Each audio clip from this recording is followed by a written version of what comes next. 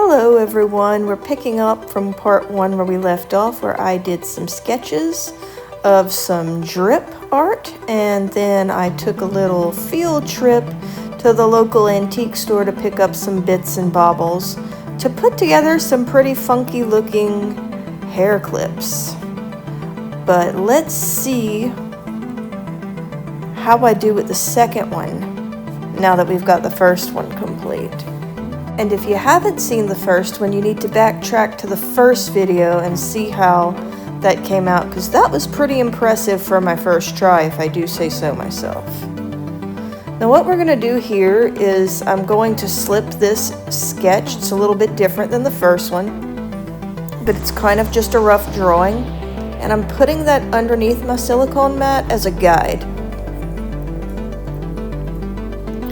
And that way I can kind of just trace it with the bottle of my UV resin. Now keep in mind, things may flow into places you don't necessarily want them to flow to, and that's where sanding comes in. But right now just worry about getting the right shape down.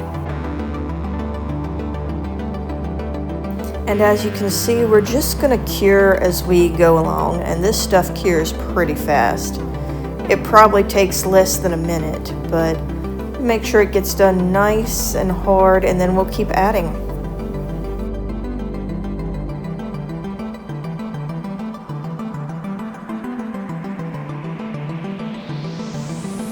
Now that we've got some of that hardened, I want to go ahead and start adding a few things to it. This, if you saw my last video, you know is done in layers, and we just kind of add as we go along and build on top of what we got. I'm going to add a little bit of these tiny little bubble crystals to get us some texture into that clip. I think it might be interesting to do a more textured background.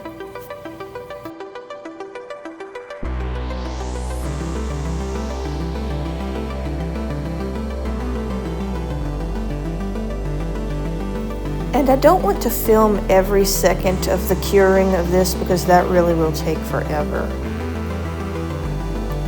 Let's see, I kind of want to get this big piece onto here. It looks like it could be fun. Where do I want to place it though? Nope.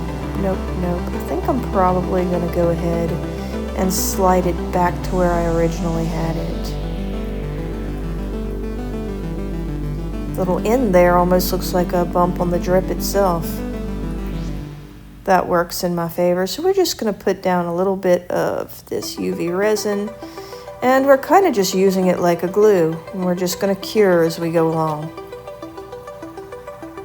Now that stayed on there very well. I'm trying to figure out what other little strange, interesting things I poured out of this jar of stuff I have here I might want to attach to this. This little thing, whatever it is, looks fun. I'm not even sure where it came from or what it was part of, but that's the beauty of repurposing this old antique stuff, is that stuff that would have been meaningless now gets to be part of a bigger, unified piece.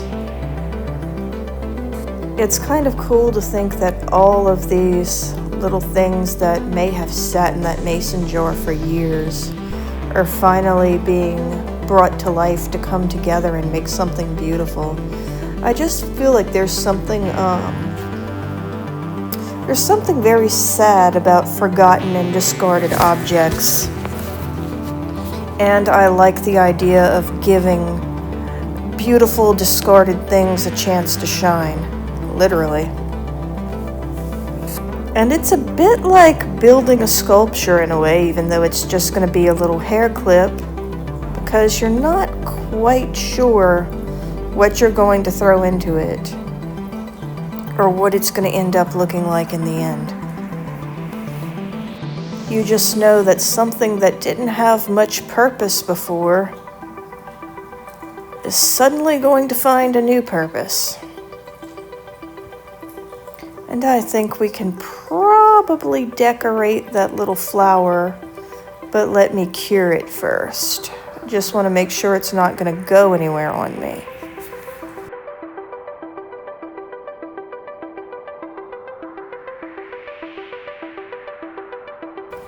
And with that done, I'm going to add a little bit more of those crystals because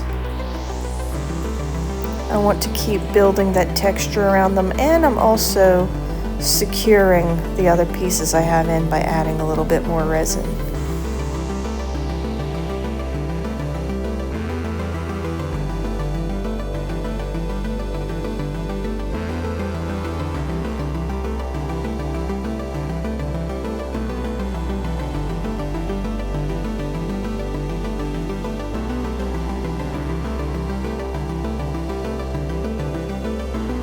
Hack to getting a bead that keeps wanting to escape from you is to insert a toothpick through it and just hold it there. I also added a little bit of gold mica powder just to give it a little bit of character. And then I just drizzled some UV over that and cured it. And we're going to keep piling on those beads. Lots of beads, because why not?